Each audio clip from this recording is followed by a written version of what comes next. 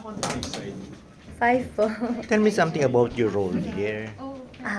Ah, ako po si Blair. Aha. Sa Blair, pelikulang kain muna. Hong Kong, Kailangan After a Mo Ako, while. si Oh, Blair kain, po chicken ay tayo. sobrang childish. Si Bata, rich girl, kaya hindi po siya masyadong namumroblema in life.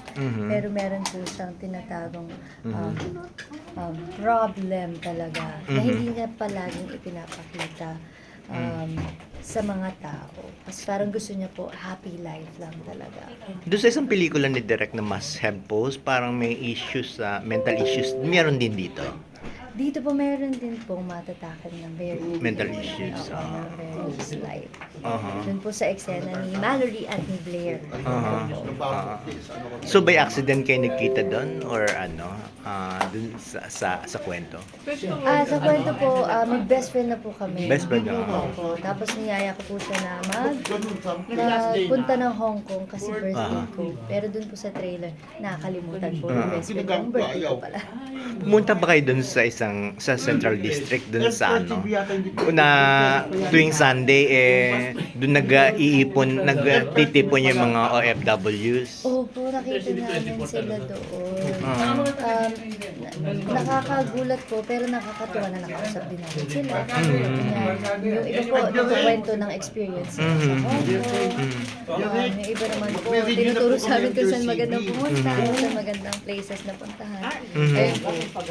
So other than that, ano yung mga na-explore nyo? Ano yung mga bonding moments niyo mga pala ni At ni kasi Mayton? nandun po kami ni Mayton. So, buong araw po talaga hanggang gabi, hanggang matulog kami, hanggang pagising namin, magkasama po kami dalawa. So, Wow. parang ano na po kami, parang anong tawag doon, magkapatid na talaga yun. So parang ini-enjoy nyo rin kasi parang travelogue din at the same time work, di ba?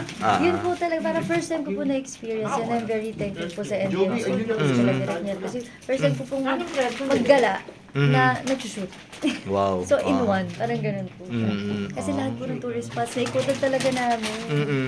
Yun po kaya very nice. So parang anong realizations mo dun sa role mo dito sa pelikula? Realizations po, lahat parang mas maganda po kung meron tayong nararamdaman na napag-uusapan. Communication is key. Kapag hindi ka po talaga nagsabi ng nararamdaman mo, paano malalaman ng ibang tao? So yun po. Okay, thank you. Salamat.